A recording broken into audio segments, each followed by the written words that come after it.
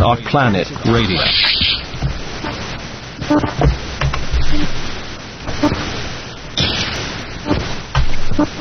Okay. Well, here we are. In spite of the designs of whoever the heck is out there, we're online. Wow. I did not think that was going to happen. I didn't either. I've never seen anything like it before. It was like 3 different sound cards failed. And then it completely crashed out. So, wow. So I call this one against all odds because I had no idea we were going to get this done. Wow. Everything worked fine. I used Skype earlier today. Unreal. So, as little as I like the idea of doing a formal intro, I'll do a formal intro. Right. This is Off Planet Radio. It's Saturday night. It is the 25th of February, 2012. And on the line with me from locations unknown and unannounced are Duncan O'Finioan and Miranda Kelley. And we are going to do catch-up ball because, frankly, there's things that need to be said, and we're going to say it. Hi. How are you? Randy. Hey, Randy. Randy. We're here. We're semi-live, and we're underground, deeply tunneling through the internet. Randy, hacker extraordinaire. Yes, we're running masked IP. I shouldn't say that. No, I'm not giving my secrets away. Anyway, since the last time we spoke together, which was the 1st of February, a lot's happened, and I know that there's some things that didn't get said on the last show because, well, guess what? Things just happen to go really bad whenever the 3 of us try to talk to each other and try to do it on a live streaming. Forget about it. Not happening. So here we are. We're going to do it. Yeah, I don't see us doing a live show anytime soon. I don't either. So, and yeah, not only did we not get to say what we wanted to say, but you're absolutely right. A lot of things have happened. We've had some things that have started to happen over the past several days that I think Miranda and I discussed it while we were waiting on... waiting for me to get a computer that actually worked, yes. Well, no, waiting for you to... you battled it out with... the Alphabet Soup boys and beat them at their own game. Nice job. That we talked about maybe touching on a little bit as we keep, go into this. Okay, yeah. Let's do that because that way we can just kind of unfold the conversation and it doesn't matter if it goes backward or forward because there's no time here anyway. So you guys have kind of been, let's put it this way. The 3 of us have all been getting, really major zapped of late. Like, we do a show together, and shit happens. And then other things occur, and then the last week has just been a righteous nightmare. I mean, quite frankly, by the middle of this week, I was feeling the energy, and it was just completely upending me. And I say that not to encourage anyone because I'll tell you right now, it just encourages me, it pisses me off, and then I really want to do this. So if that's the game that wants to be played here, fine, let's have at it. But I know you guys have been getting hit too, and you guys are getting hit in a way that's actually triggering some stuff. Yeah. Honey, jump in with me when I screw this up.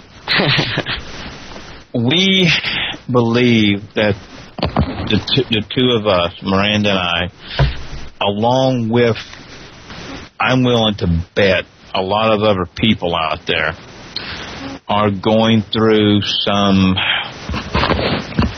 DNA changes. Mm-hmm.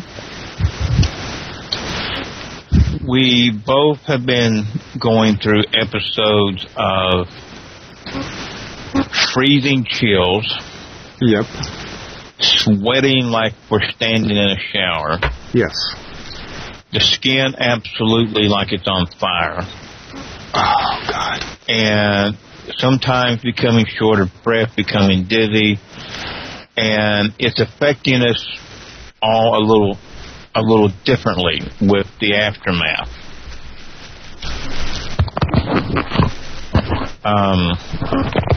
What am I missing, hon?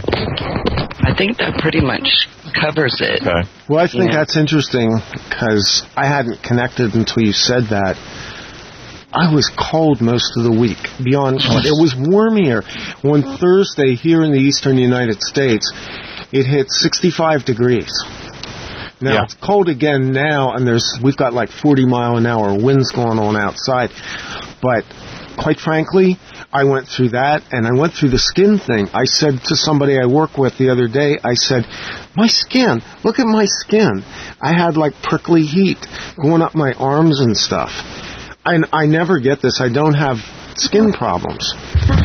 And it's been disassociative all week. I mean, I've really literally felt like I'm tripping in and out of time sometimes lately.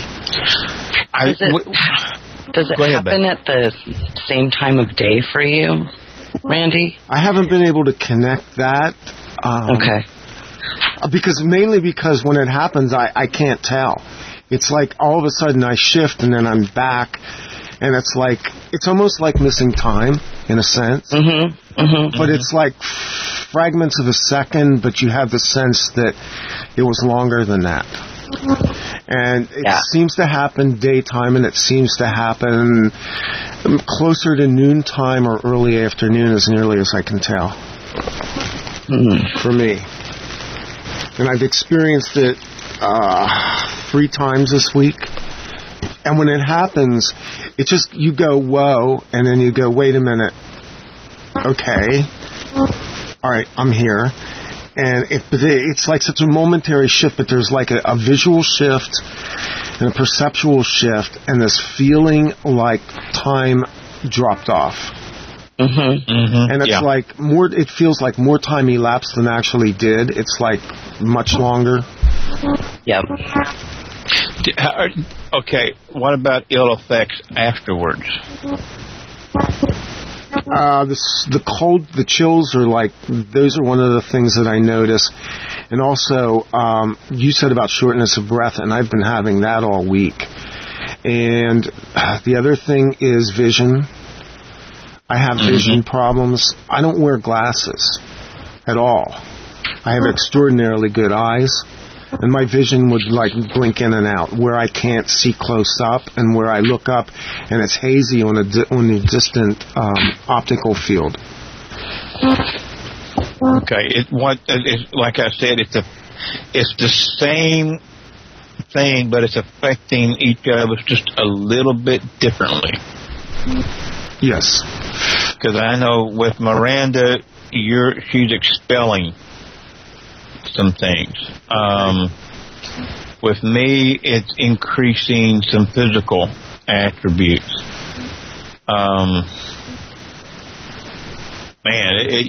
You're right. It's just been a weird week. Psychic stuff. The psychic stuff's higher level. Okay, when I was a kid, and during the time that I was going through abduction stuff, I was getting a lot of psychic stuff where I would have noise, sound, voices that I couldn't turn off. And I started to experience that again, too. That was one of the things this week was, I know what it is because I remember it, but it would almost feel like maybe schizophrenia or something at times because you start hearing chatter, noise, voices. And I started getting that, and because now I know how to meditate and I know how to slow down my brain state, I can manage that. But it's like there's a pronounced uptick in the psychic again. Yeah, and these are things that are going to increase as we get closer. Man, it's been a long day. Closer to the electromagnetic cloud that their solar system is getting close to. I don't know if everybody noticed, but it's been, what, maybe 2-3 weeks ago? It was on Yahoo News and some other stuff where NASA and the other space agencies and stuff finally said that we're about to enter this, region of space that's a electromagnetically charged cloud, and they're saying don't worry about it and all that. Yeah, better be worried about it. I saw that puppy about 12, 13 years ago. And I told some people, and Marshall Masters, of all people, was one of the guys I told about it. Wow. And, he didn't believe me either. Well, there it is, and we're going through it, and that cloud is what's literally going to rip the veil between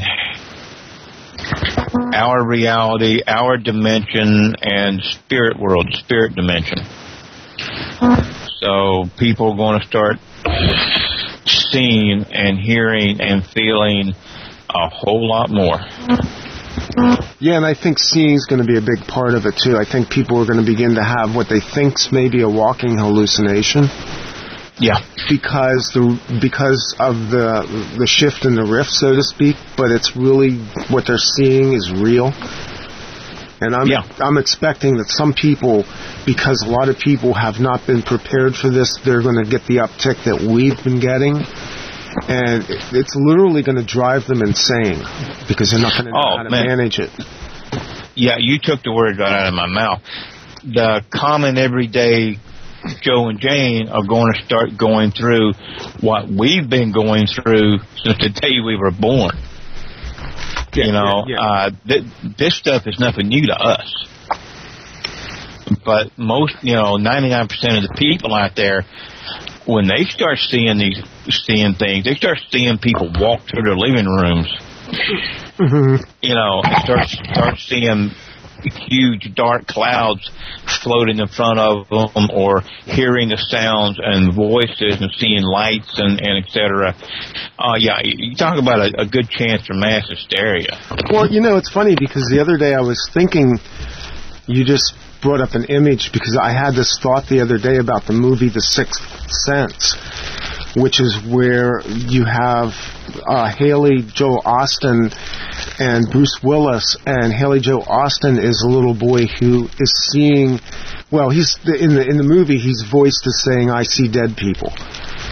And quite honestly, the thought occurred to me the other day that that's maybe what's going to happen because of this. This rift. To some people. For some people, it will affect so many people differently, depending on what their latent abilities or their genetic abilities. Where if they had a great aunt that could hear other people, then chances are that's what they'll do. It all depends on that individual. But dude, that's an excellent observation. So effectively, excellent observation. I posted the show that I did on Wednesday, which I announced for people to go to your blog if they were interested in your survival training. And when I went to your website, you had a graphic there, walking between worlds. I think that's what it is.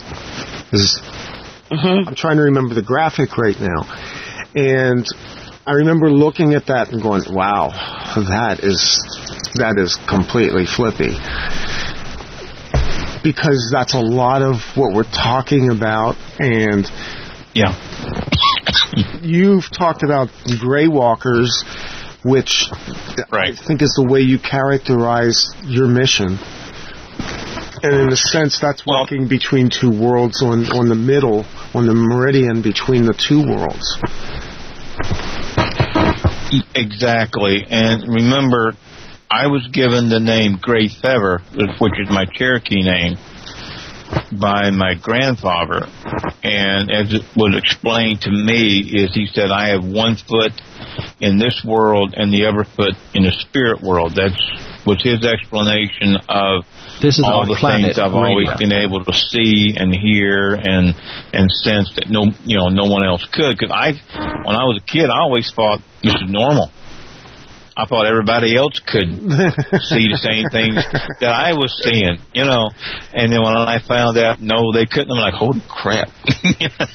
Keep my mouth shut from here on out, Yeah, I understand. And we call ourselves the Gray Walkers because, you're right, we walk the middle line, between the two warring sides. And we try to play referee between the two sides. We can't stop the war, so we try to make sure that the warring sides don't break the rules. Okay. And the number one rule is no one gives themselves over to either side unwillingly or unknowingly.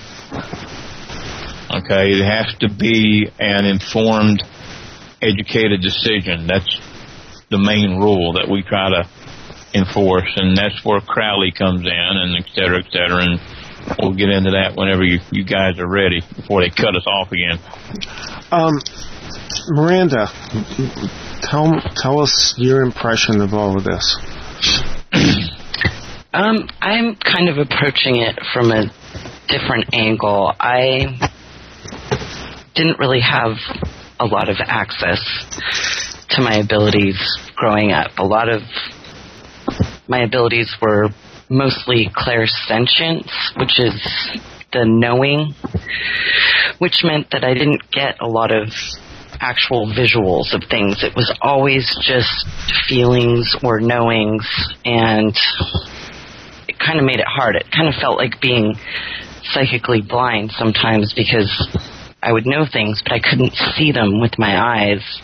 Sometimes I could see them with my third eye, but not a lot going on in that department, whereas Duncan, from a very small age, could see all kinds of things. But lately, that has changed. It seems to be getting stronger and stronger, where I will actually see things with my eyeballs,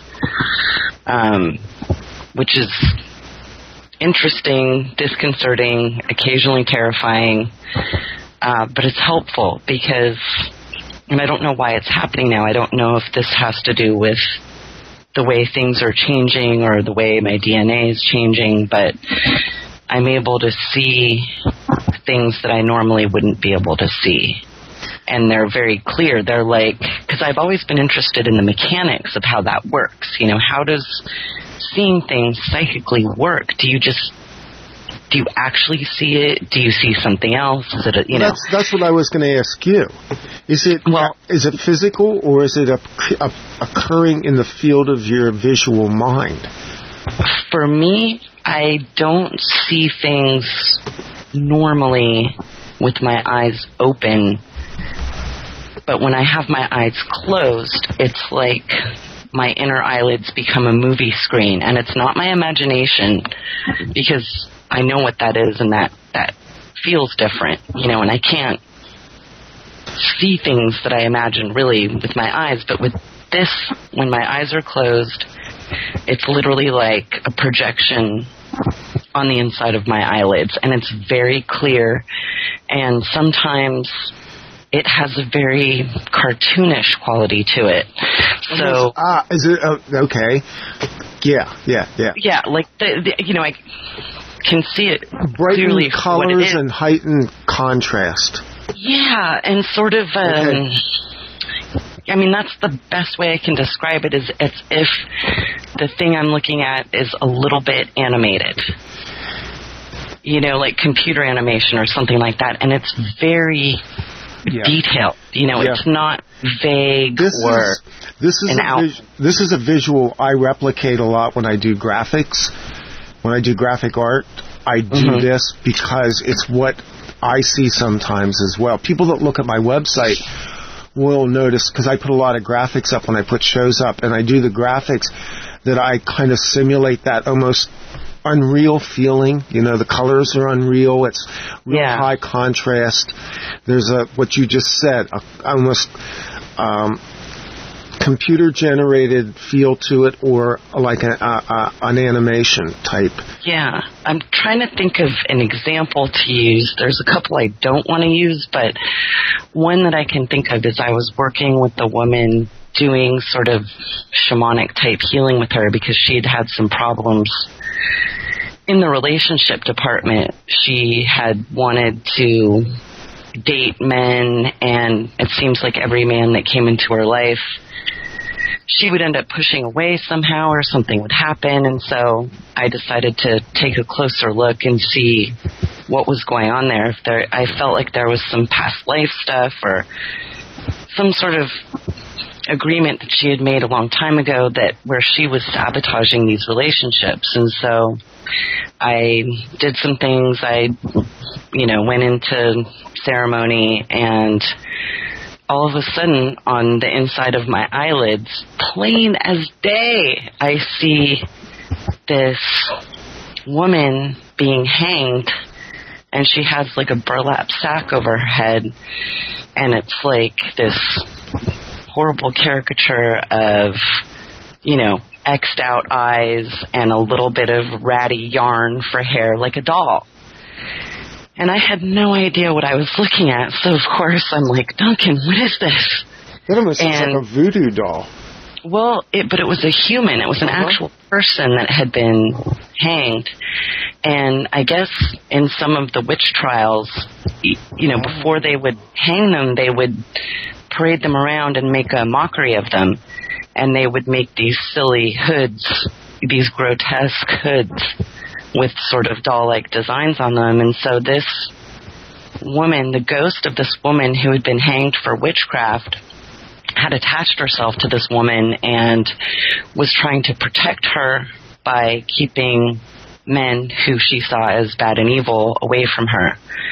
And so she was sabotaging these relationships, and it was by sort of a unconscious agreement. Anyway, that's a whole nother story, but I saw it. I actually saw it, not in my imagination, not, by feel, but the actual visual. And that's a relatively new development for me, and I've had a lot of stuff like that happen, but I don't know. That's how it worked for me.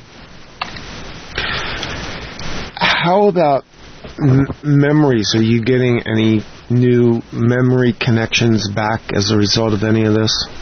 I know we've gotten several lately, Duncan. I'm trying to remember which one. Well, some have been training scenarios, and also, I want to say this real quick.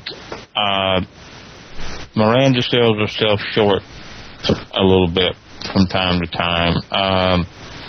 Her ability to feel things and sense things long before I can see them has saved our butts more than once. And that was one of the things that made us such a good team. Mm-hmm.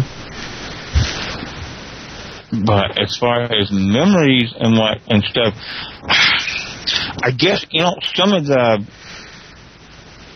better ones is about the present unelected president of the United States. Oh, yeah, that was mentioned that. You touched on that, and no one, I think, picked up on that or realized what you were talking about. But then there's also, I don't know if you want to talk about San Francisco. I do. I really do. Because this, Randy, I don't even think I told you. I may have. So much has happened this week. This is a milestone for us, actually, where we have been trying to put pieces of our puzzle together. And you want to tell it? You do it. You go ahead. You do it better than I do. Okay. All right. Will somebody just please tell the damn story? Come on now. Come on. Don't keep us hanging. All right. Let's see. So I had a memory of, and this is an actual memory in this personality. I had gone to Union Street in San Francisco, when I was very young, when I was about 17 or 18 years old. Yeah. I'd gone with a friend of mine, and Union Street is a kind of upscale shopping area in San Francisco. It's really nice, a lot of boutiques, not big chain stores or anything like that. It's just a lovely street to walk up and down.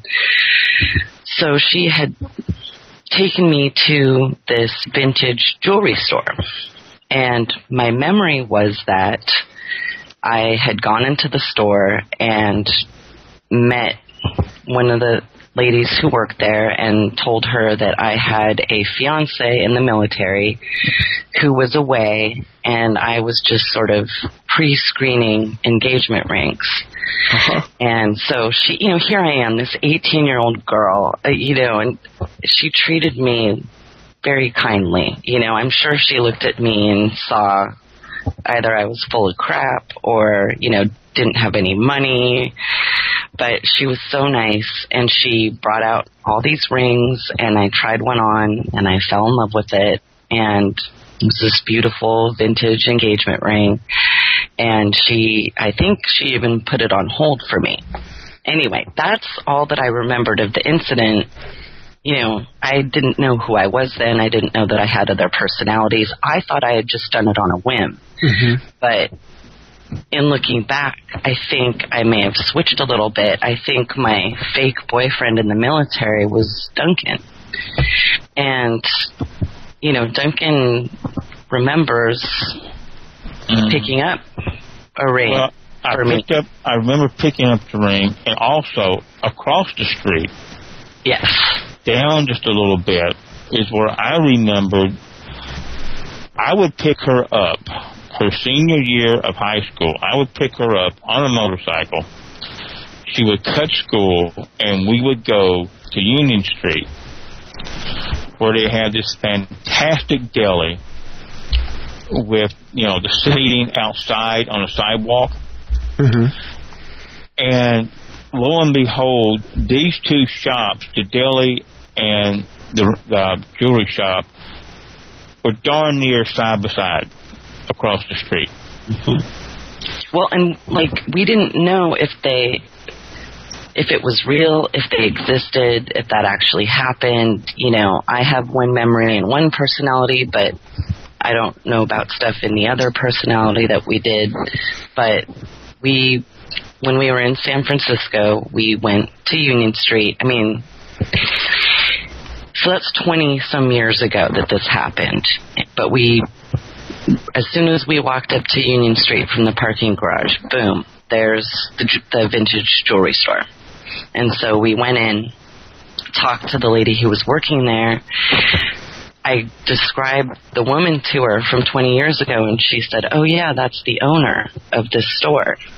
And she looks exactly like that. And so we went, oh my gosh, we found the store. And the memory was accurate. This was the woman who helped me. And across the street, unfortunately, it's now like a pizza parlor, but the architecture is still the same of the deli that we used to go to. So that was, to be able to remember a place and then find it and have it fit the memories, the vague memories that we had, was really amazing.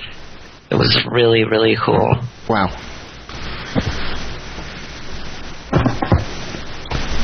But this, and we've said so many times that we don't publicly talk about anything unless we have some form of proof, to back it up, either someone else's testimony, someone else's memory, or whatnot. Right.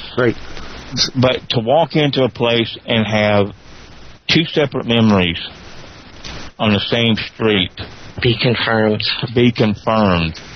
for us is it was incredible. It is. It's unreal. And I had remembered, in this personality, I remember cutting school a lot my senior year, but I thought I did other things. I didn't have the memory originally of, getting picked up by Duncan on a motorcycle. But I can confirm the cutting school part. Dark blue BMW. I love that motorcycle. This is a part, and somebody asked me this recently. This is our planet. Somebody who radio. read your book, Duncan, Innocence Turned Deadly, and the fact that we, trying to figure out what they know about you and what's recounted in this book, and the fact that this book was written before you began to actually recover memory of the things that happened. And how there's kind of a synthesis of events and memories that go through this book, which is actually, you said, a catalyst as well for recovering your memory, but also the way, I guess, somebody who has a multiple personality does capture memories, because there's this, you're basically synthesizing information from two separate personalities. Is that like a fair way to look at it? That's an extremely fair way At least to look two. at it. At least two. So much of what is in that little book is true. However, Nancy Kramer was actually Miranda. I was having these daydreams, nightmares, etc., of Miranda. And I felt compelled to put that character in there. Okay. And that was the only way that I knew how to do it. And at that time, I had in the time that I wrote this, I was not remembering ever being in California. I felt like I had been there numerous times and had even lived there for a brief time. But I had no concrete memory of that. The fact that I did spend just about 3 years for a paramilitary group that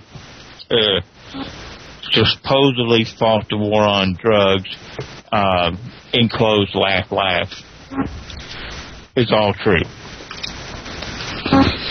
So much of the personal stuff that is in that book that I wrote is all true. Most of the stuff about my dad is all true. Elvis has left the building, believe me, was all true. That was one of the actual laughing highlights of my life. It was, man. You ever see what a 44 mag does to a chalk bust? But I was going through a lot of trauma and drama at that time, and it was triggering certain memories. And at the same time, I cannot honestly say when I was called to go do an assignment, was I really going to work as a unicorn, or was I going to do a job with what Miranda and I were involved in? Mm-hmm. That line is very, very blurred. Like, for instance, one of the helicopter incidences that I wrote about, Miranda and I had an incident that we both remembered concerning a helicopter. So is there blowback or crossover? Absolutely. Absolutely there is. But the best thing, if anybody reads it, read it for enjoyment, read it for the information, and take it that the lines there are blurred as far as the action scenes are concerned. But I can tell you this, Sean O'Shaughnessy was very real, and he died exactly as I wrote. And that is something I have nightmares about 7 nights a week. Yeah, it's not a book for the faint-hearted by any means. There are things in this book that are very dark, but that's the reason why it's so valuable, is because it presents an unvarnished picture of some things that most people don't want to deal with. They don't want to know that there's a walking nightmare out there, and that some people have lived this, and that you guys have lived this, and that portraying it in fiction in a lot of ways is actually a much better way to do it. It softens the blow a little bit, but reading between the lines, you kind of understand that, there's a reality here. It's like any good fiction. There's truths in it. There's stuff embedded there, and a lot of times fiction writers write from their own. If they aren't writing from their own present memory, I think they write from the collective conscience a lot of times. No, absolutely. A lot of guys, especially the sci-fi fantasy writers, they pull in a lot of stuff from the outside, and a lot of them may not realize that that's what they're doing. But it really is. Jim Butcher definitely. Yes, I knew that was. I knew Jim Butcher was. That's one of our common favorite authors. Yeah, and I can tell you this: Jim Butcher listens to every interview we do. Hi, Jim. Well, I'm a huge fan. We just finished watching the series on Hulu, and the Dresden Files. The Dresden Files. The Dresden Files is brilliant. That particular series was short-lived, but what a you want to see the real stuff. I'm telling you, man, Duncan was right. This guy is he knows stuff. He absolutely knows stuff. I mean, you watch what he does on this show and how it's portrayed, and you go, whoa, that's dangerously close to real. Well, yeah. And some of the stuff that the main character, Harry Dresden, does in, as you said, a short-lived TV show, and also in the book series, is some of the stuff that Miranda and I does when we go and do certain investigations. Mm-hmm. Mm-hmm. And that's as far as we'll go. But that's some of the things that we do. And I've noticed, too, in a lot of the sort of fantasy, sci-fi television shows that have come out lately, within the past year or two, they've removed all of the magical veracity, if you will, from it. So on other shows, they're doing things that are completely wrong and totally ineffective in a real-world setting. Yeah. Do you want to hit Lost Girl real quick before we hit Alistair? Okay. You, Alistair, stand over there in the corner. We'll get to you in a second. Yeah. Oh, believe me, buddy. I'm getting to you. I'm getting to him. So Lost Girl is a television series. I guess it's a Canadian television series. Yes. And it's about the Fae, which is short for fairy, but not like the Tinkerbell kind of fairy. And there are the light Fae and the dark Fae, sort of good, sort of evil, but the lines are blurred there, as they always are with Fae. And what struck us when we watched one of the episodes was the main character is a woman who discovers that she's Fae, but she's asked to choose which side she's going to align with. And they bring her to a warehouse and have her tell her she has to decide, and she says, I choose neither. And we thought that was interesting because almost the exact same thing happened to Duncan. How long ago now? Well, we've documented this. This is documented going back to the interviews we started doing together, Duncan, 18 months ago or so. At least.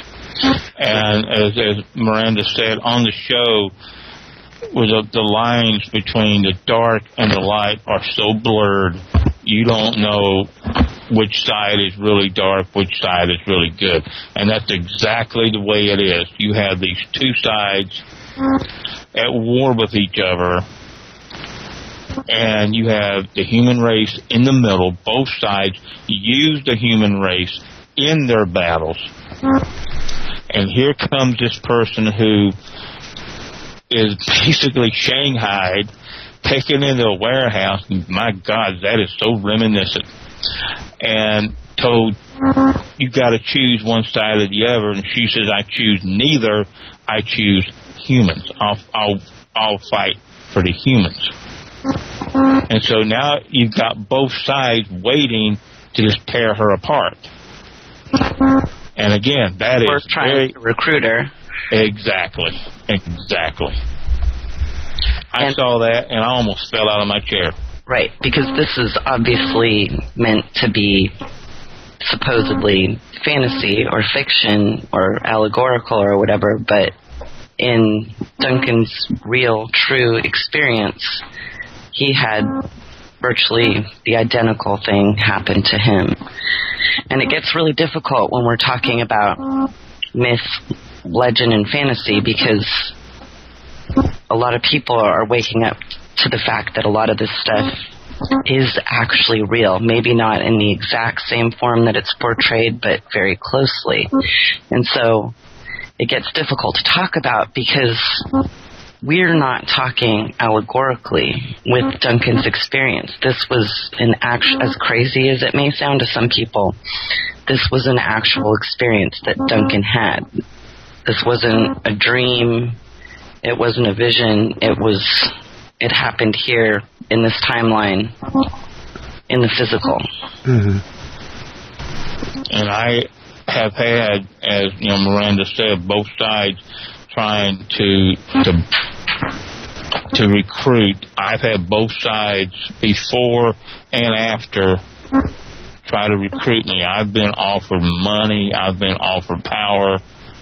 I've been offered anything I would ever want, just to choose. Mm-hmm. And I will stick with my original choice. I side with my godmother, and the middle side, I'll fight both sides straight to hell and give the human race a shot, because they deserve it. Yay. Sorry, guys. Not for sale. Yeah, that's kind of a big problem that we've been trying to wrestle with lately is, we've been taught our whole lives that certain things are make-believe and pretend, and you're crazy if you believe in them, and certain things are real and actual, and anything that deviates from that means that you're a nut job. Even though people recognize that, ghosts exist, or, there's some crossover, but not really. And, with the things that we've gone through and the things that we see happening, we recognize that, for lack of a better term, magic plays a huge role in that. And by magic, again, we mean technology that we just haven't figured out yet. Right, yeah. Which makes it a little bit more understandable. But with these changes that are happening, and with things that people are going to start experiencing and seeing if they haven't already, or the attacks that happen on people, or the things that are done to people to try to drain their energy on an astral level, or any number of things, we've found that we've been taught our whole lives in the alternate personalities to deal with them in a magical way. So that's why we really want to incorporate things like psychic self-defense in the survival training, because it is incredibly relevant. And can I interrupt you for just one second, baby? Mm-hmm. If you will continue this line for just about 2 minutes, I will be right back, guys. Okay. Yeah, no. I've got something in the backyard I've got to go take care of and get it out of the yard. I'll be right back. Yeah, so psychic survival because this is huge, and we haven't talked about this, Miranda, at all. The three of us. No. Duncan gave me a brief heads up last weekend, but I did talk about it on the Wednesday night live show, and I mentioned then that this was going to include spiritual survival, not because you told me that, but because I knew that had to be part of the package. So yeah, go ahead with that. Gosh, it's such a huge topic. Well, okay, so we have this world, and most people think in very limited ways about it. And, you know, we know that there's a group who do not have the human race's best interest in mind. And unfortunately, one of the main tools that they use is black magic, for lack of a better term. It's black magic. And because the population is largely unaware that this is even an issue, they have no way to defend against it. They don't know when it's being used against them, and they're helpless. And the more that they drill into people that it's just pretend, or you're crazy if you believe it, the more vulnerable people are to getting entities attached to them, their energies drained from them. You know, we're taught that the, societies that lived thousands of years ago, the shamans, they're all crazy people who, aren't nearly as smart and evolved as we are, which it's actually the opposite. So then we have people who have woken up a bit, who are very sensitive to things that happen in their lives, such as attacks or energy drains or things like that. But nobody's really out there giving them the tools to fight against it. Nobody. And anybody who does is labeled, crazy, because people have these rigid belief systems that this stuff isn't real, but it is very real. It has been real. And so we have kind of two groups of people. One group thinks it's all hogwash. The other knows it isn't, but doesn't know how to defend against it. And so we want to reach out to people who have woken up enough to realize that this is something that's affecting their lives, but they just, they need tools to use against it, to protect themselves and to protect their loved ones. And a lot of it is based on, stuff that's been around for a long time. I mean, salt. Salt is a good example of something that's tremendously beneficial against certain entities. If people just knew what salt did, they could really help themselves a lot. So, I mean, that's just one really, really basic example. And, it's hard for me to talk about because, in my head I'm going, oh, God, people are going to think I'm crazy, but they already do, so that's okay. I'm back. Well, I made it. The thing about it is that you have to look at this from a different aspect. What we consider technology now is the technology of 3D. By that I mean the technology of microchips and screens and buttons and electrically driven devices is basically three-dimensional technology. But what we're talking about now is the technology that is part of the mystical realm and of the earth realm as well, because a lot of people don't connect back into the natural elements enough to realize that there's a whole layer of technology that works there too. Right. And then there's also, they've found a way to combine technology with black magic. And it is very difficult to fight against. We have nothing in the public arena that really gives us any technological tools to fight back, because they've sat on this technology and they own it and they use it, and we don't have that same technology to fight back with. Other than using black magic in turn, which is a big no-no. Right.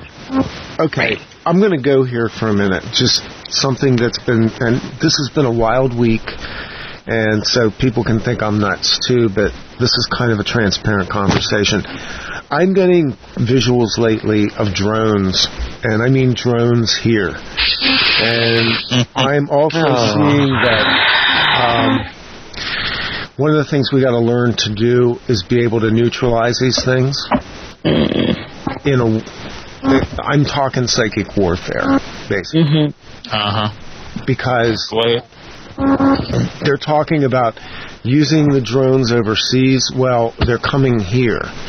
And I've seen them, and I suspect that some are already deployed, but they're higher altitude right now. But there are all kinds of these drones, and some of them are very small, and some of them are nanos. Some of them are nano drones. And this shit is going to get serious. Yeah. Well, it is. And they're also able to operate in other dimensions, which basically makes them totally invisible. So you could have one in your living room and not even know that it was there. That's how so many of these things, as so many eyewitnesses have stated, 1 second it's there, the next second it's like on the other side of the sky. They just pop in and out. We've touched on the interdimensional stuff so much over interviews, and it's such a convoluted subject. It is. And it's difficult to talk about because it's extremely difficult to explain. And one thing real quick, the reason I went outside, I noticed a spotlight coming down. There was a chopper sitting off just to the west, putting the spotlight down in this backyard here where I'm at. So Yeah, go ahead. I gave him the signal to land, so just land. This is Commander O'Finioan. You will land your vehicle right now. Put her down. No, because I'm getting zapped with some kind of radio waves. It's actually coming, I don't know if you can hear it, but it's coming through my headsets while I'm recording. So every once in a while I'm getting zapping noises on the audio, and I know it's recording. But there's something in the air right now that's not normal because it tells me that my equipment's picking up some type of waves, radio waves, FM waves, or something that's going through it, and I'm in a basement. So... Yeah, the amount of tools that they have at their disposal is shocking. Now, and we have nothing like it. We're not going to fear and paranoia here, because this is just reality, and the fear has to be removed from you, and not the. And I mean by you, I mean the listeners, because if you remove the fear from you, there is no fear, because they are projecting fear. And remember, knowledge is power too. So the more you know, the better you'll be able to be aware and defend yourself. Because what this is coming to is high-level psychological warfare and psychic warfare. And if I can add to both of you guys, what everybody needs to remember that I said way back when I first started talking about this stuff, all those, a decade and a half ago, what they did to us in the projects, one of the first things they did once they split us was to remove fear. That's one of the reasons we were able to do so much of what we did, is because we had no fear. It was like my hanging on to the belting of a Huey and grabbing it with my left hand, wrapping my arm around the webbing, and throwing myself out the door, grabbing Miranda by her arm and looking down saying, "Honey, don't let go," and away we went. While she's hanging with me holding her with my right arm. And she looked so good in that red dress, too, fluffing up in the wind. Yeah, but I dislocated his shoulder doing that.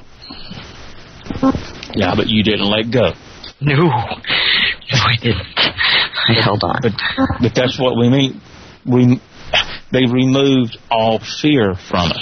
In our alternate personalities, because let me say, I still have fear in this one.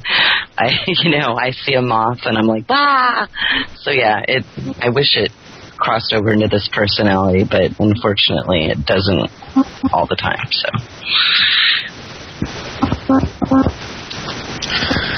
So, a part of what you're going to touch on in survival training is going to be dealing with these issues. Yes, absolutely. Without question. It's time to take it to a different level. I mean, Duncan has this amazing wealth of information on both subjects, on sort of 3D physical survival and on this stuff. And we want to cover both because, like I said, people have woken up. They realize that these are skills that they need. They don't just need to be able to physically defend themselves. They also need to be able to do it psychically. And by having those skills, they'll have a huge leg up when it comes to survival. And again, that may sound crazy to some people, but it's a fact.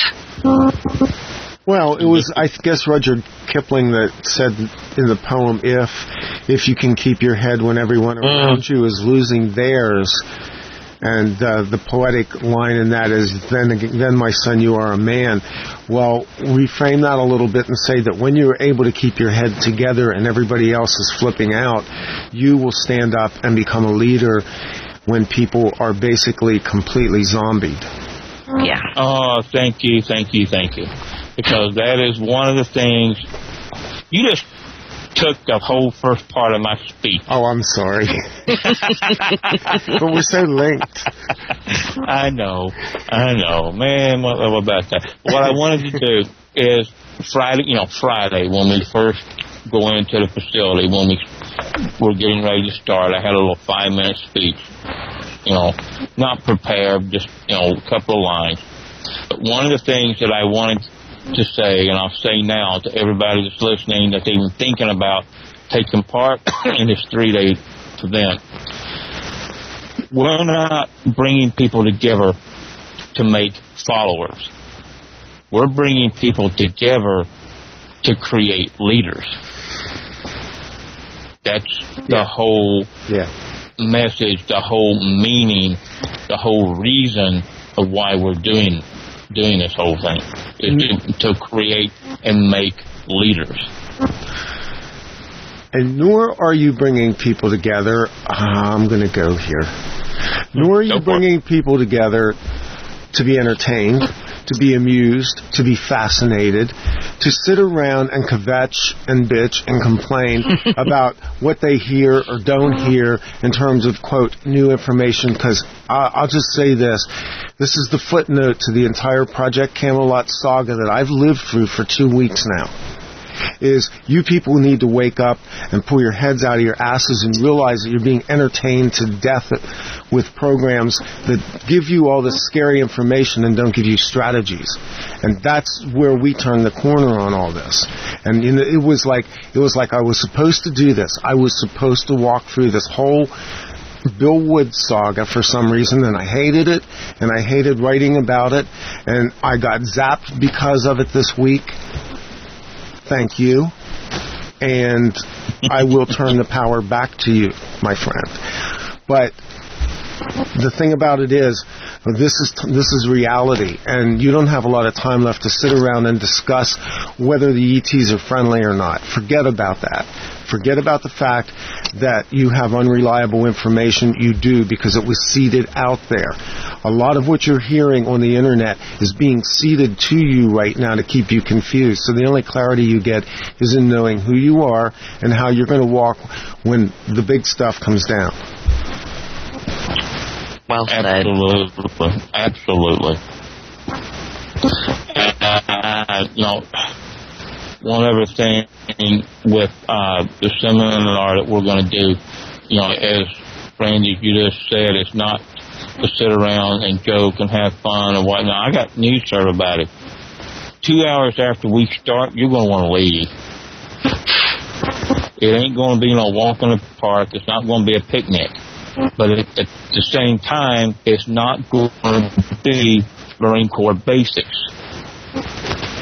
We're going to try to accelerate everything, but at the same time, keep it at each individual's level. That's why there's so many hours. We're going to try on the physical side in 3 days to give you about 4 years worth of instruction, minus the fluff, minus the bullshit that you would never use, is impractical, that shouldn't be taught to begin with. And then with us together, we're going to tie all the metaphysical in with the physical. That's the only way I know to do it, is to tie it all together. Because to me, this is our planet radio. It's all combined. And you hit it so dead on with the stuff going on with Camelot and Woods and all this stuff. Can I say dog and pony show? Well, it's interesting because I've kind of reached the conclusion it was a dog and pony show and it had to happen, and it did. And, Bill Wood is a separate subject completely, but I'll just say he fulfilled the mission he didn't know he was on when he walked into that. And the fact that he walked into it and the people who participated in it did so, they also were exposed in all of this.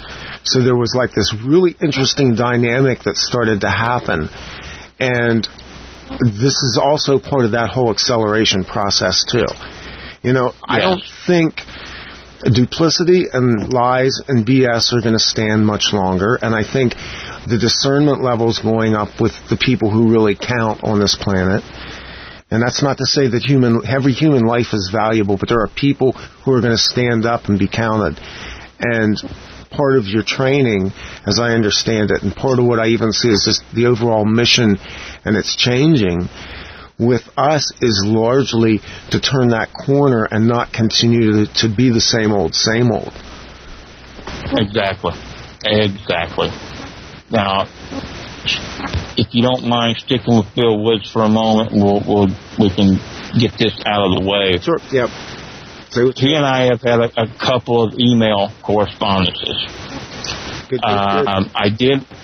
I did ask him if he was in that one specific restaurant that we talked about. He doesn't think so. However, I'm 100% sure that it was him. Now, again, as I said, I don't know if he was a trigger or if he was just there to observe. Now, do I believe that Bill Woods is a super psychic, et cetera, et cetera? No, I do not. But at the same time, he also is more than some people out there are trying to make him out to be. He has been MK. I can say that unequivocally. He has been through MK conditioning, MK programming. And like you said a moment ago, he fulfilled his part and did it very well. And some other people were not aware that he was fulfilling his part, which brings up a whole nother batch of bananas that we won't get into. Right. But yes, he has been involved in some things for many, many years. Now, was he a SEAL? I don't know. I mean, does it really matter? No, it doesn't matter. I mean, I'm going to make some enemies here, but my God, I've got so many. They've been waiting in line for about 20 years now. Take a number. I don't see much difference between a SEAL or a Ranger or a Green Beret. Everybody has their specialty. Right. Sorry guys, because you're SEAL doesn't put you as top dog. Put you out there with the rest of the big dogs, but not top dog. Because there are units out there that literally SEALs could not complete the course. Been there, done that. So. Well, and it was like. All I got to say. Don Shipley's gotten very quiet all of a sudden after shooting his mouth off for how long. And look, I'm not dissing Don Shipley. He is whatever he is that. What Bill demonstrated to me in some stuff he sent me were screenshots and some comments that were made by this guy Jacko, who had confirmed that he saw Wood at training, Navy SEAL training, and what began to occur was gang-stalking from so-called SEALs or former SEALs. And it became the dynamic for me to begin to see how mind control, and let me, because this term swims through the friggin' internet, and it is mind manipulation we're talking about, because mind control cuts both ways. If you're controlling your mind, if you're tuning your mind control is a good thing. I'm talking about the mind screw that gets done by human beings. And what I began to see was something that really haunted me, because I have been gang-stalked on the internet. I have been followed. I've had my phone line screwed with. I've had my head screwed with. And quite frankly, I understand exactly what was playing out in this whole thing. And the whole thing was a gigantic expose on mind manipulation on the internet. You know, if you want the simple story, I wrote an article about this, and I put it up. And there's some people that don't look good as a result of what I said in that article. And I'm not going to apologize for that. But it's instructive, because you begin to see how this whole thing plays out on the internet, with people who pile on people and begin to push them in a way to get them to back down. It's intimidation and coercion. And the other side of it had to do with the fact that I was posting on Project Monarch, and I was posting on mind control in the entertainment industry 8 hours before Whitney Houston died. And I posted an article the next morning, and I called it what it was. It was an MKUltra hit.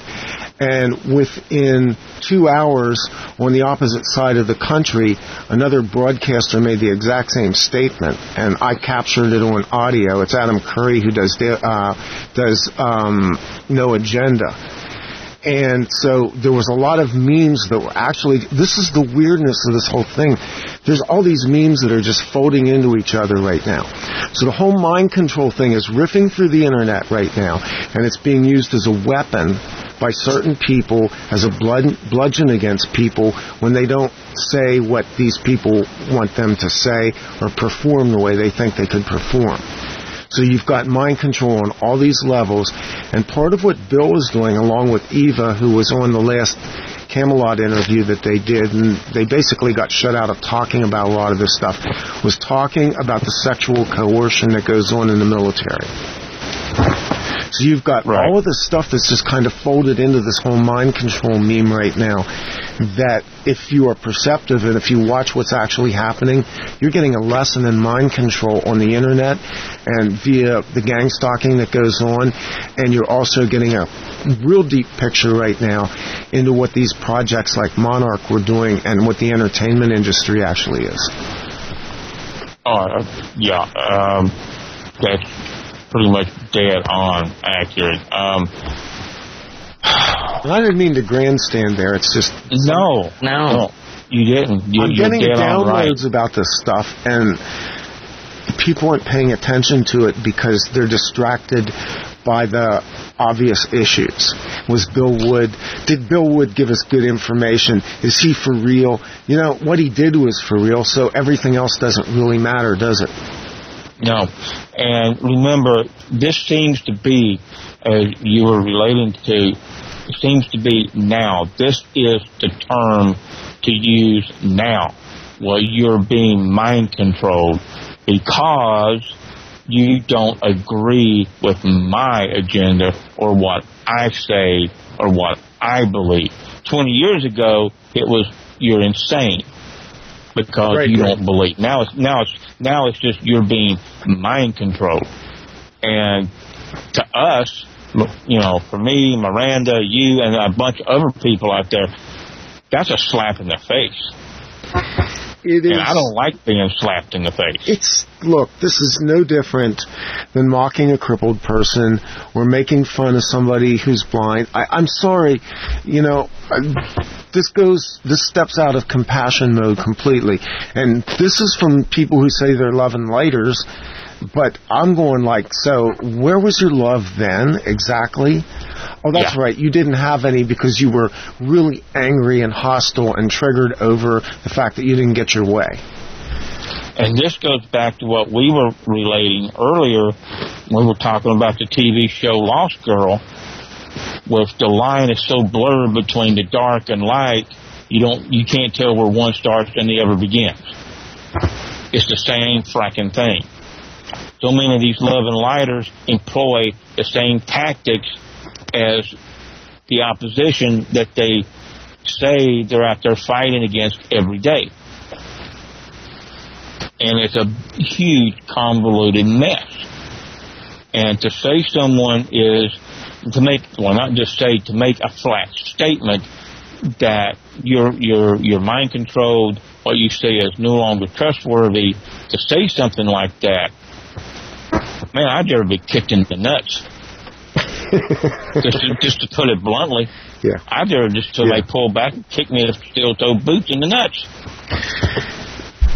This tells you that we've not made as much progress as we wish in terms of getting the message out that you guys have basically staked yourselves to. I mean, you've been doing it for a long time, Duncan, publicly. Miranda's been living it, and then she steps out and reveals her past and all that went on there. And it's kind of like, okay, so what did we learn from this? Well, we learned that these people didn't choose to have this done to them, and that there's a part of them that is an alternative personality, and that there are overlapping reality streams going on. So, which is it? Because it can't be both. Anybody who deals in this realm, and Duncan, you told me this the first time we ever talked, sometimes your memories aren't very good. That's not been my experience, but we know that there's an acceptable level there where some things fall into that gray realm again. That said, truth has a ring to it. Most people recognize the ring. What I look for is patterns in truth. And the patterns in truth come from multiple witnesses, the multiple accountings of stories, and the way you hear details and the way you sense what is being spoken. And that's called having discernment, and that's called being intuitive and listening. And that's the skill that the listeners out there and the people who are on the internet have not developed and need to develop seriously, because it's what's going to protect them. Exactly right. And also, what you were saying a couple of moments ago, too, when Miranda came forward, see, this is what, I've got to say this just right. And I've got to do it without switching and saying it in a way that's going to cause trouble, because he don't give a crap about causing trouble. Right. When people make the statement, as we've been talking about, throwing around that someone is mind controlled again, or going back to the fold, that makes you untrustworthy, etc., throwing those kinds of accusations around. Before you say something like that, think about what it is you're saying. Now, Miranda may not talk about this, and if she shuts me up, that's her call, but I will. People don't understand the trouble she put herself in by coming forward. Because just like I lost all of my family for coming forward, she lost most of hers. Right. And there is no words that can be said to make up for that. So before these jackwagons go out there and start throwing around your mind control, you're this, you're that, think about it. Think about what people like Miranda go through and sacrifice to bring what information they got to the public, to show some real light on this subject. And if you can't think about it, shut the hell up. Done. Very well said. And it kind of goes to the heart of the question, why does any of us do what we do? I mean, look, I'm probably the least among the three of us here tonight in terms of anything I have to complain about my life, but the simple fact of the matter is that we're all pretty public, and we're doing something that obviously offends the powers that be in some way, because it took us a half an hour tonight to do a simple freaking Skype call against the fact that my system has multiple backups and everything failed. Why do people do this? And honestly, I don't know, except that I can't not do it. And I think that's kind of maybe, I don't know, you tell me. Well, they don't like us. I got that. Okay. I think a good example of that is actually Sarah Stanga, who's recently come forward with her story of, this is being involved in MKUltra and so forth. And when she told her story, she said, they have harassed me and tortured me to the point where I really don't have anything to lose. And it's a very dangerous thing to put somebody at that point where they don't have anything to lose, because, they'll be tortured either way if they say something or if they don't. So it really encourages them to talk. And, I'm not at that point myself, but for me, coming forward is being my authentic self. It's who I am, it's my truth, and not being myself eats me alive. And also, as there are a lot of different factors that come in, but the one that just I can't let go is I may not know exactly what was done to me. I may not know exactly everything that I was used for, but I know enough. I know enough to know that, to believe with every fiber in my being, that these projects take children, they torture them, they murder them, they abuse them in heinous ways, and that this went on, and it's still going on, and even outside of MKUltra, human trafficking, yes, prostitution, rape, slavery, human slavery. Yeah. We live in a world where slavery not only exists, but is running rampant. Get that through your heads, people. We live in a world where human slavery is running rampant. Slavery with children. And it's not just in some third world country. It's not just in the Middle East in some sheikh's palace. It's here in this country, in your city, in your neighborhood. Human slavery is happening. And I'm thinking to myself, how can we live on a planet like this? How can we consider ourselves to be evolved people, to be ready to ascend, to be this, to be that, when we haven't, because it is our responsibility, when we haven't stopped something as awful as this? How can you do anything when you know that children are being tortured? I don't get it. And I realize that maybe this isn't important for people, or they want to ignore it. They don't want to see it. But for me, there's no way that I could not talk about this stuff because of the children. I don't care how crazy people think I am. I don't care about any of that. All I care about is stopping this, of getting people to wake up and get this thing stopped, or at least slowed down. It's worth it to me. And I know I'm ranting and raving right now, but that's my truth. And there's no way I'm going to stay quiet about this. There's no way. No way. And I don't think people should either. You think I'm crazy? Fine. Do the research. Do the research. Prove that I'm crazy. But hey, maybe while you're doing that, you could sort of organize and stop these people from murdering and enslaving children and adults. That'd be awesome. Thanks. That's just how I feel. It's the children. Nice for me. That was profound. No, it was. It's a bit of a hot button issue for me. Well, and if I can add one quick thing, you think that's good? People need to hear her when she switches. As long as I'm speaking in English. Yeah, that's true. That's true. Duncan and I were I remember this a little bit. We were speaking to each other in Japanese for a little bit at one point. Do not drink and switch, people. That's my other bit of advice. Don't drink and switch.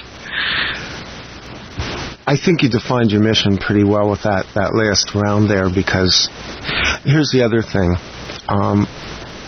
You see some of the emails, because you get a lot of the emails that I get. Yeah. And you see the people that are surfacing and stepping out slowly. Mm-hmm. Some people are just talking to us in the background right now because they're not ready to do that yet. And God knows I will not push anybody ever to do an interview or to write a blog. But there are people who are talking to us, and that is part of this whole process as well, because one by one, as the victims stand up, there's a power that's being amassed. And it's a power that's got justified anger behind it, pain, and at the same time there's an emotional healing that's occurring with people who are clearly survivors and people who clearly are very empowered human beings in spite of all the shit they had dumped on them by this system. And that's part of what you guys have done, and very few other people, in terms of empowering those who have been under this type of control, whether it was a program, whether it was an abduction scenario, whether it was satanic ritual abuse, or no lab abductions, or the combination of all of these, because some people, it's like they just got the whole thing thrown at them. Right, exactly. Yeah. It's seldom one part. It's normally a combination of everything you just said. Yeah. At least 1, 2, 3. It's a combination in there.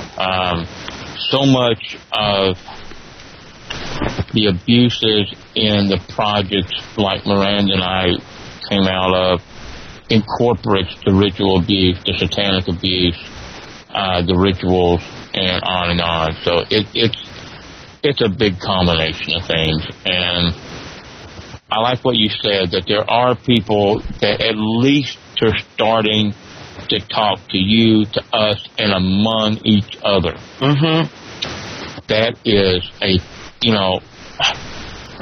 like the guy said, one small step for man, that is the first step. And that terrifies the people in charge. That terrifies both sides. Yeah, that's why they've made sure to infiltrate every single survivors group, which is really unfortunate. But, we get so many people coming to us saying, what group do I join? What support group do I join? And we have to say, unfortunately, while every group is begun with the best of intentions, that's the last thing they want is people organizing, and they will do everything they can to prevent that from happening. And that means that they will infiltrate the group, and they will send handlers out, and they will mess with you, and they will find you. And we haven't really found a way around that to organize any kind of large group for that to help people. And the other problem that we have too is that, the amount of damage that is inflicted on a person when they are traumatized to the level that we have been traumatized is so severe that most people who have contacted us, they can't even string a sentence together. They are functionally illiterate and, and yet usually I don't want to say crazy, but... No, I have people that I get their emails and they go, oh my God, I can read it. Yeah. But at the same time, there's an English words, but there's intelligence behind it. I can tell what they're communicating. And this is where I think intuition comes in, because a lot of times I've had this happen to me so often where the email speaks to me beyond the words, where I get an impression. And there's an intelligence there. There's a cry in the email, and there is a real anger, and it's a good anger because it's the anger of a survivor. And so that's what I see in some of the communications that I get. Some of them are incredibly intelligent. In fact, there's a couple of people that write to me that I go, well, I'm like really almost intimidated by what they're telling me, because it's at a level that's, pretty much exceptional in even the circles that we move in. And we know some smart people. So, I mean, it's a full spectrum thing. But you're absolutely right. The level of trauma is so impacting to people, especially the younger they were taken and the younger that they were traumatized, that, there's a development cycle that's been missed in these people. Yeah. Yeah, so it makes it really difficult for us because, these people are so damaged. It's very hard for us to even have a conversation with them, let alone even think of how to begin to help them. I mean, these are issues that the best of the best of the best psychologists and psychiatrists wouldn't be able to touch, because they don't have the first clue as to how to deal with it. You know as well as I do how helpless you feel at times in dealing with this stuff as people come to you, too. And I will admit that, and I will say at the same time that anybody who comes to me sincerely, and trust me, I won't know if that's not true, and so will you guys, I will never abandon those people. I'll do whatever I can do. And I know that you guys have done some extraordinary things, and I'm trying to do what I can right now to facilitate it. I don't think the standard methods of dealing with, like what you would have with Alcoholics Anonymous or Narcotics Anonymous, any of the anonymous type things, that's not going to work here. And it's not going to work to try and coalesce people into large groups because they become a bigger target. Right. Something else that I'm becoming aware of is, you said earlier about people who are working in this field and they're well-intentioned, but they're infiltrated. Okay? I want to warn people out there who are in any kind of abusive situation to watch where you go on the internet. There are people out there, I think they may be well-meaning, but one of the things that they will do is they will try to refer you, and I'm talking here about Christian-type people, but it may go beyond this, but I became aware of people who will begin to try to refer you into churches and things like that. I mean, I had almost a complete meltdown this week over this, because I happen to know that these churches, this is something that I discovered years ago, and I actually interviewed a pastor over this. The churches are attached contractually to FEMA, Homeland Security, and the national security agencies under adhesion contracts they signed in order to obtain 501c3 nonprofit status. They have within the churches themselves agents who are there, military, intelligence, and police, who are part of those groups, who are also part of this. In other words, they are basically set up to be honeypots for people who walk in, who have basically had any type of paranormal or trauma-based abuse. That's one of the most successful ways they have of bringing people back into the fold and into programming, because once people start breaking the programming, they have it set up as, oh, yes, I've broken my programming, and, by finding Jesus, that has helped me break my programming even more, when in fact, it's just it's a wolf in sheep's clothing. It's the same thing, just under a different guise that fools you into thinking, And this has nothing to do with your personal relationship with God or your chosen religion or what gives you peace and spirituality. We're talking about something that's a bureaucracy, that is organized, that is a business and a company, just like the NSA or the CIA. Well, and certain cults operate this way as well. And I have a pretty wide definition of cults, but there were a couple of cults that operated out in the Northwest back in the 90s that were just CIA setups, basically. They were money traps, and they were traps for people who were lost and wandering, and they were traps for people that were loose cannons even coming from projects. And the ultimate result of that was the Heaven's Gate debacle. Duncan and I have talked about this. Hi, Richard.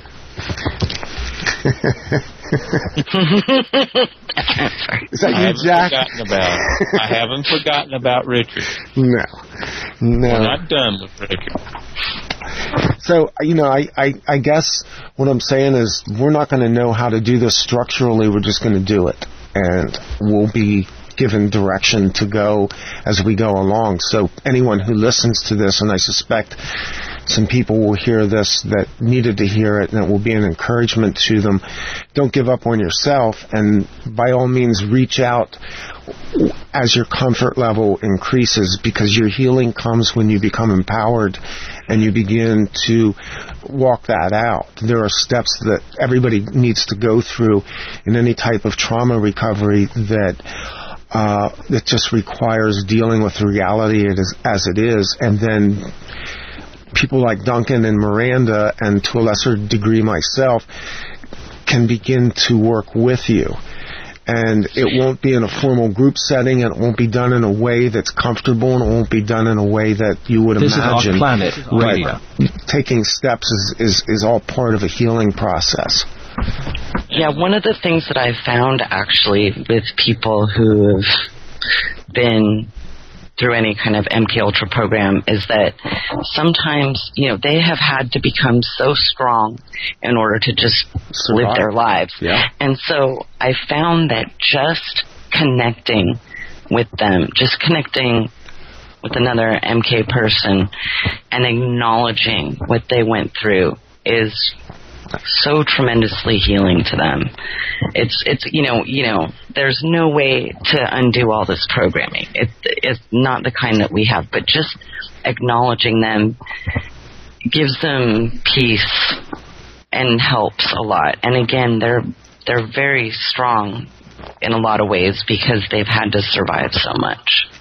And the thing that everybody needs to remember also is, yes, you are under surveillance, and you most probably will be, for the rest of your life. That is just something you've got to look over and push through. Yeah. Miranda and I met with one, no name, a couple of weeks ago, and the surveillance there was unbelievable. That was some of the heaviest we've ever had. And they weren't even trying to hide it. Nope. They were just upfront with it. We're here. We're gonna bug the crap out of you until you leave. There were several people too. Yeah. It wasn't just a single or a duo. It was like, what? How many people? We had as two at any given time, and they kept changing off. We had as many as 3 at once. We had about 5 total over about a 4-hour period. Wow. Yeah. And they even, dressed up and put on makeup. We had one woman who dressed up as an old lady, trying to pretend to be an old lady. It was hilarious.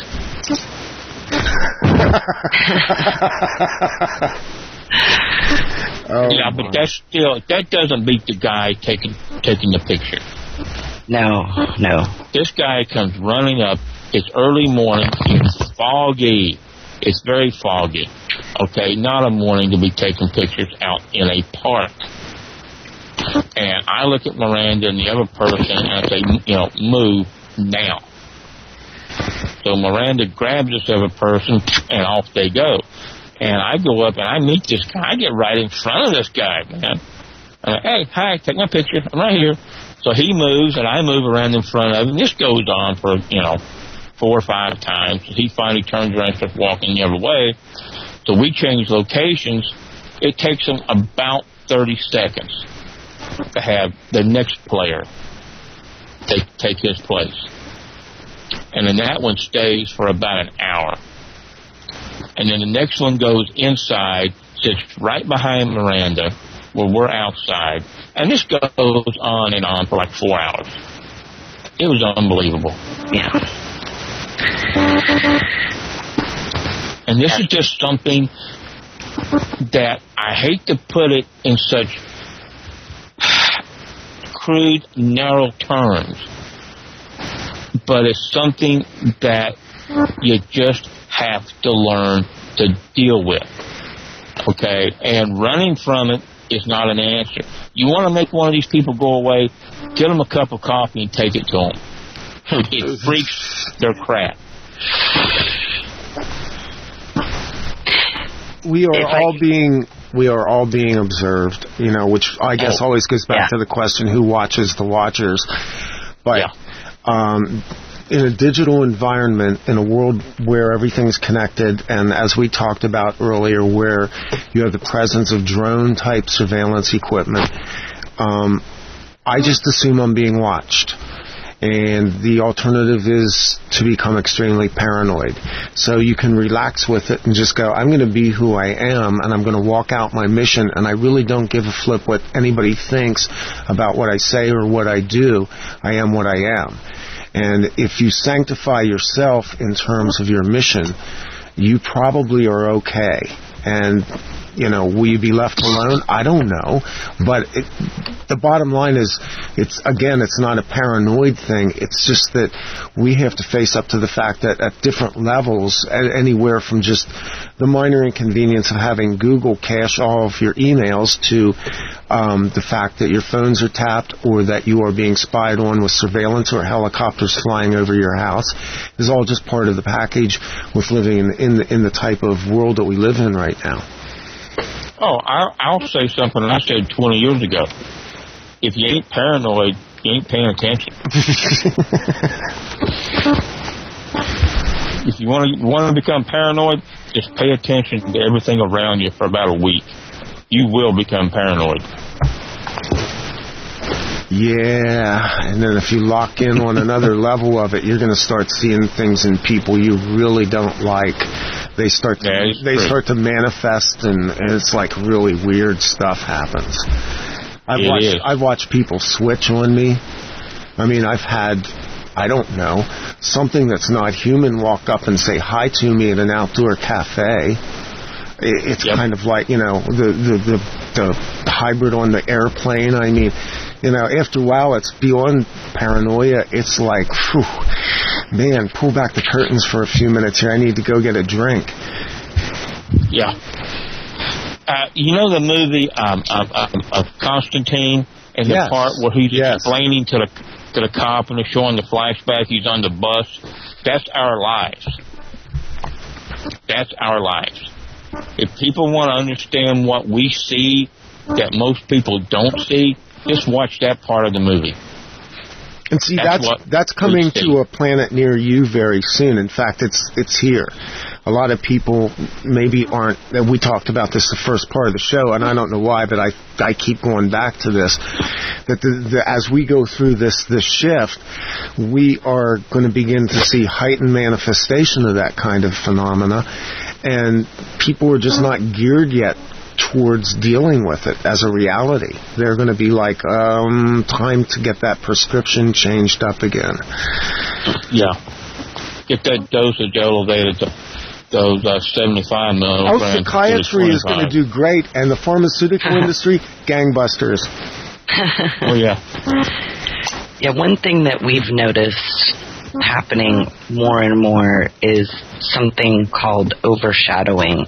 Yes. Which is what you talked about, where you're somewhere and you see a person and something not human is looking out of their eyes. And if you're psychic enough to be aware of that, they will latch on to you and make eye contact or talk to you or even do something. And I think that's one of the things that's going to start getting a lot more common with people. So maybe that can help them recognize it. If you have something like that happen to you, that is something not human. That's not possessing a person per se, but it has taken them over for a few seconds or a couple minutes to taunt you. I've never heard that term before. That's a perfect term for that. That's Duncan's term. Okay. Overshadowing is where something, a ghost, a spirit, demonic, etc., name your poison, takes control of a human for a short period of time to do something. It's what we call overshadowing. They enter that person and take over. And they do it without the other person's knowledge most of the time, or their say-so, or without that person giving them their okay. And they get away with the universal law because it's so quick. Mm-hmm. They will jump into somebody and say, trying to trip someone with a suitcase, and then they jump out. So the person who's doing the tripping is like, what the hell am I doing? Right. Because that's just about what we had happen in San Francisco a couple of weeks ago. Mm-hmm. And this guy, he looked at us, it was like, oh boy, yeah, freak show. Yeah, it was really, really scary. Duncan was walking in front of me, and this guy, businessman, dressed in a suit and tie, carrying a little rolly suitcase, just slid the suitcase in front of Duncan to try and trip him. Duncan stepped over it, and then the guy looked at me with this demonic smile that kind of gives you chills, and then it shifted back. It was very creepy.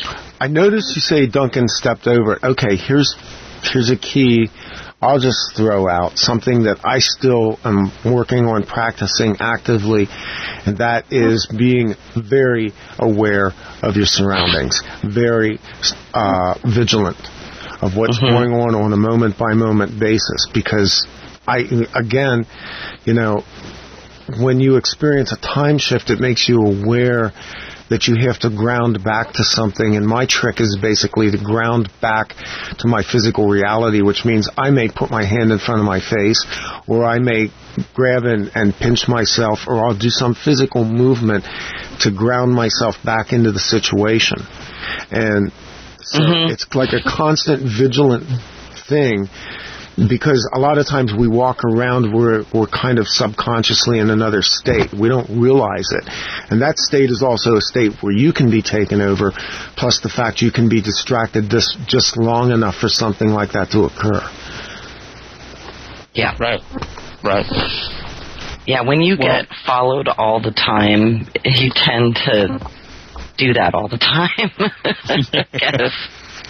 It's just, we're so used to having people tailing us. That's true, but at the same time, I think we have to add that Miranda and I have what we call armor that we wear.